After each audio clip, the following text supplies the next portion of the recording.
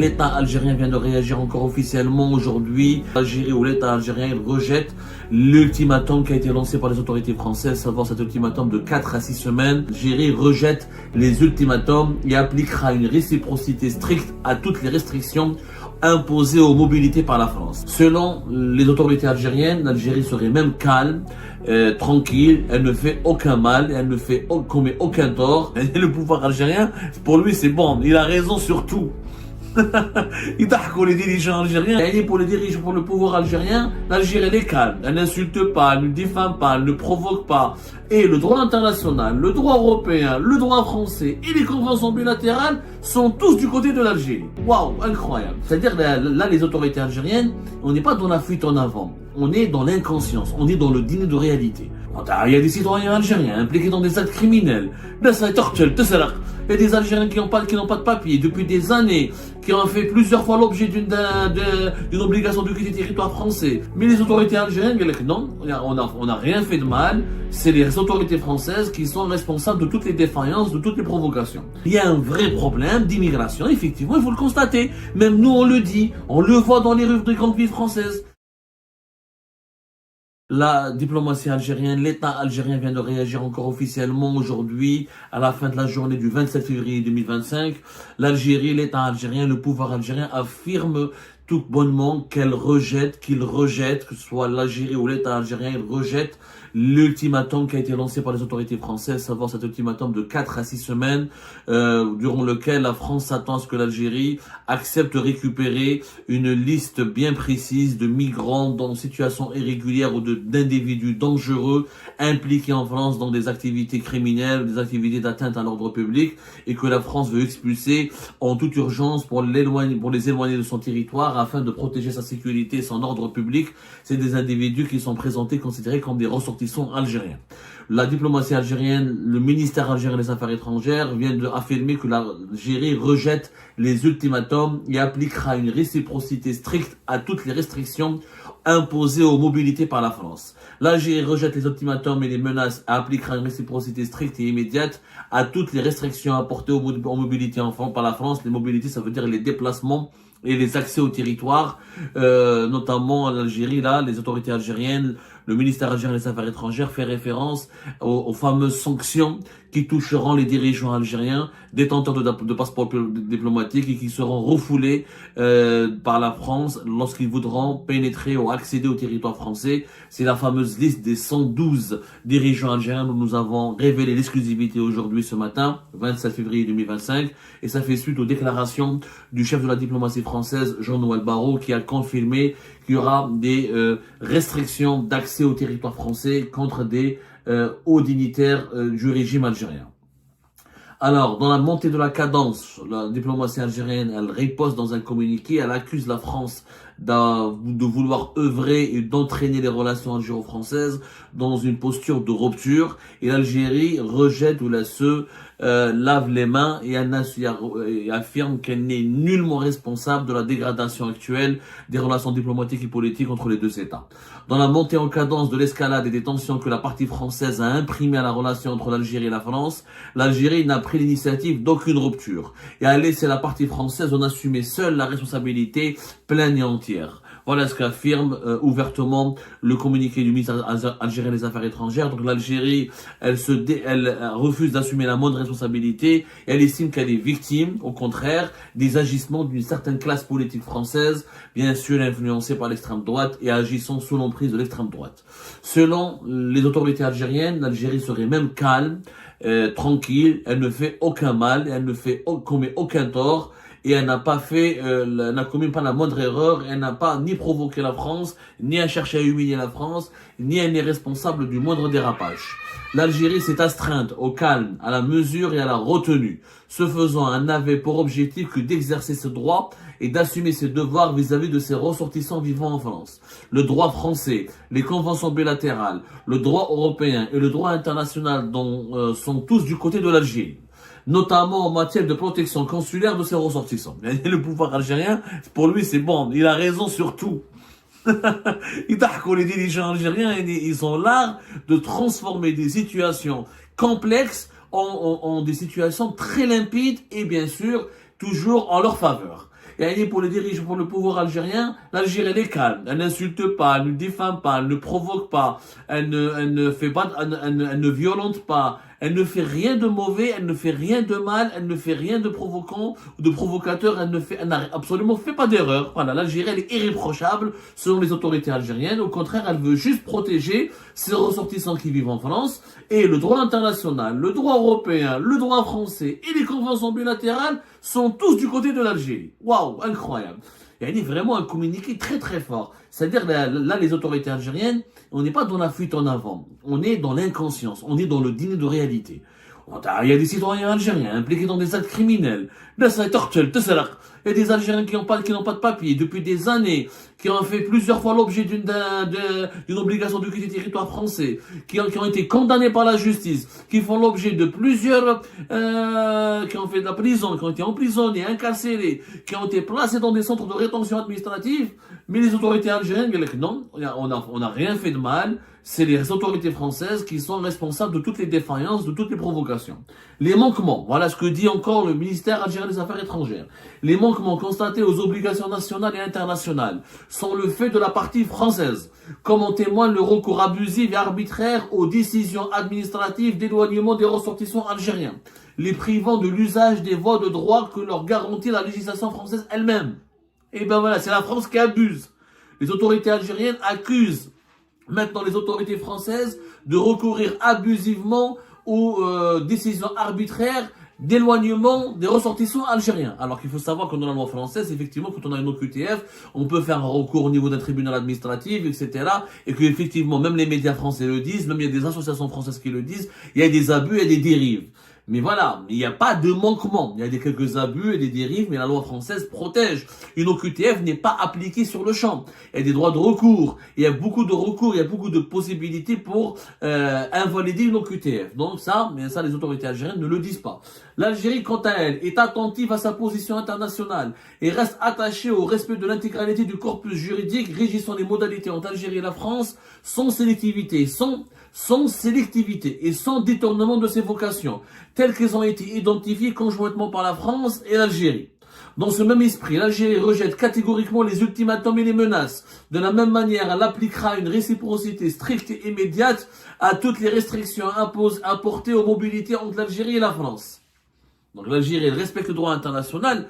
Je ne crois pas. Quand on voit comment les migrants subsahariens du Niger et du Mali, du Burkina Faso, du nord de Côte d'Ivoire, ou du Sénégal, ou de la Gambie, ou du Cameroun, qui viennent, comment ils sont arrêtés en Algérie, interpellés, rejetés, violentés et embarqués dans des camions, puis emmenés à l'extrême sud du pays, dans un no man's land appelé le point zéro, et on leur demande de marcher pendant des dizaines de kilomètres en plein désert, sans eau, sans nourriture, en les dépouillant de tout.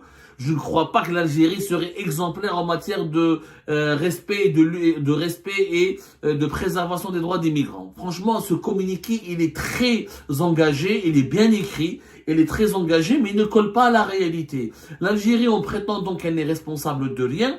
Les autorités algériennes en disant qu'elles sont totalement innocentes, que tout est de la faute de la France. C'est pas vrai. C'est pas crédible, en tout cas. C'est pas vraiment crédible parce que dans la manière avec laquelle les autorités algériennes elles-mêmes gèrent les migrants clandestins vivant sur le territoire algérien et originaires des pays de l'Afrique subsaharienne, franchement, c'est l'enfer. Alors quand la France veut expulser, encore une fois, la France ne veut pas expulser tous les Algériens. La France veut expulser uniquement les Algériens qui sont impliqués dans des actes de délinquance et de criminalité et qui menacent l'ordre public.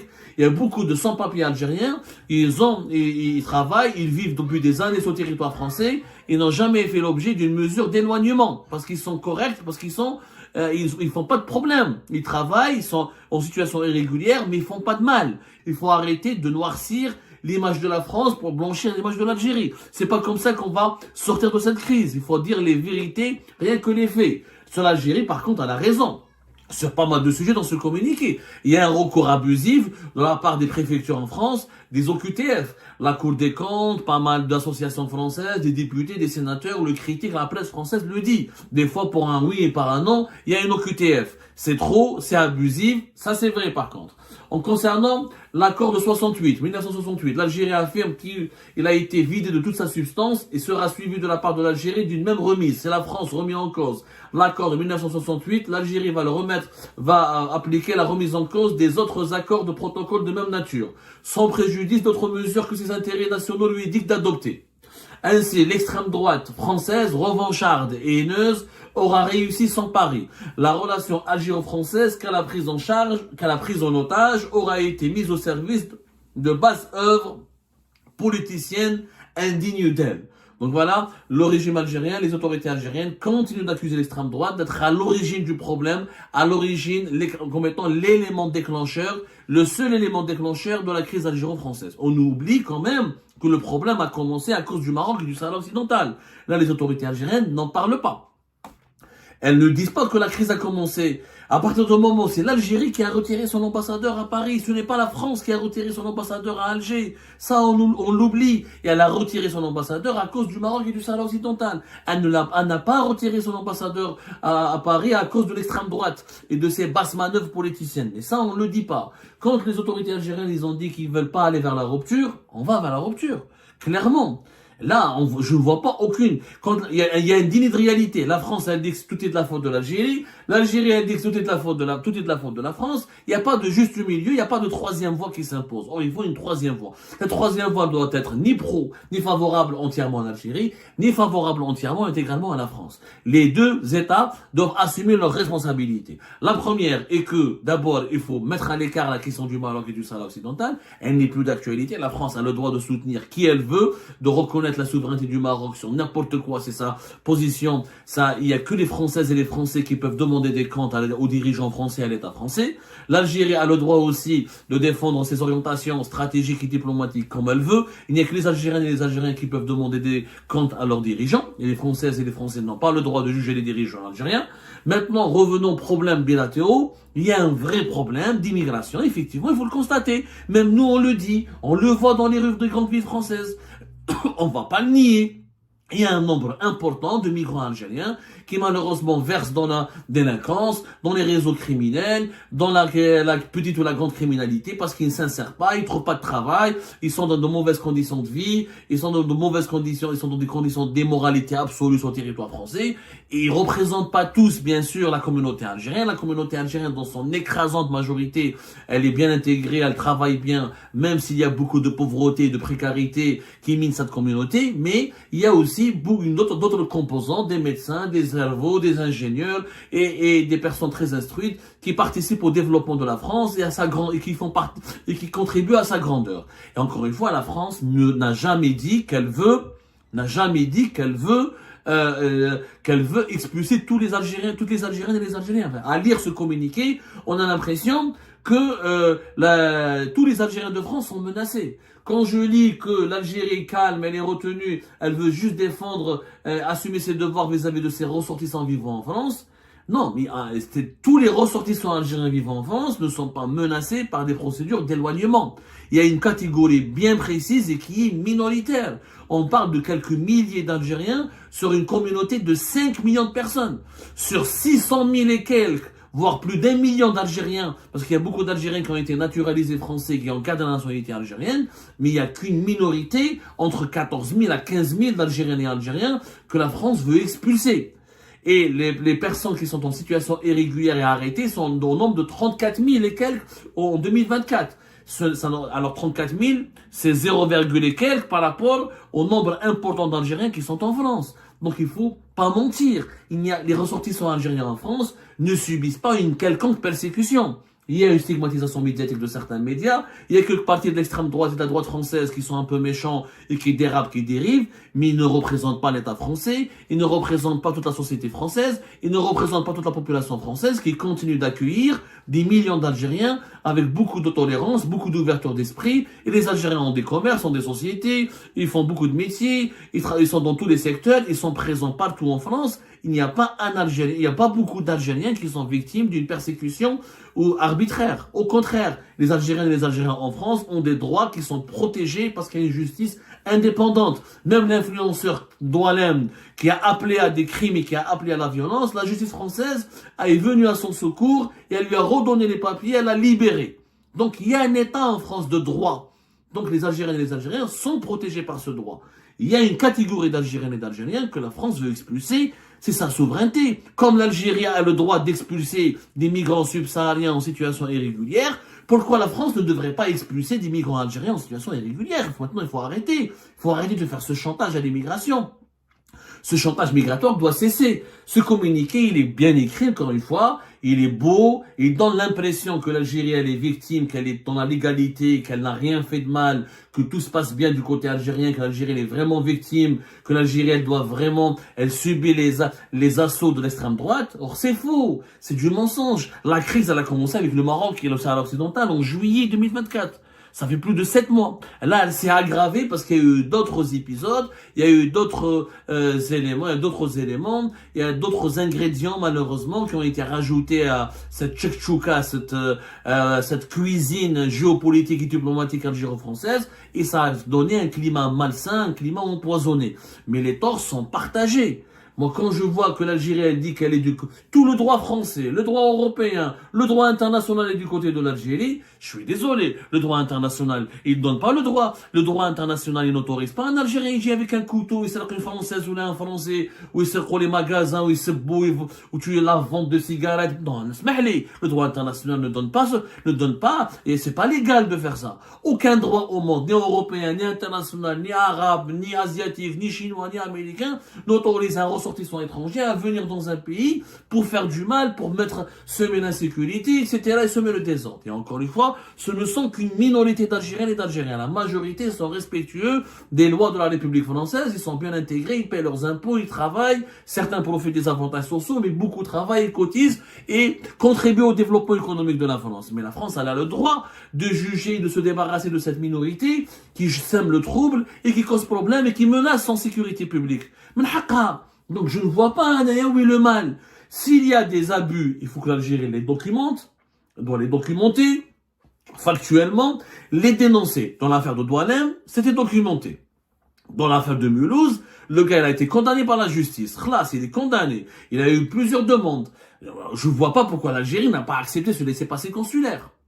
Donc, la question des laissez-passer consulaires n'est que la face visible de l'iceberg. Le problème algéro-français est beaucoup plus grave. C'est qu'il y a une instrumentalisation de la communauté politique, d'une certaine partie de la communauté algérienne en France, pour exercer des pressions sur les autorités françaises. Et les Français, ils en ont marre de ce chantage à l'immigration. Ils en ont marre de ce chantage avec les problèmes migratoires. Ils sont arrivés au point, l'extrême droite elle est aux portes du pouvoir, ils veulent se débarrasser des ressortissants étrangers qui sont impliqués dans des actes de délinquance et de criminalité. Pas de tous les...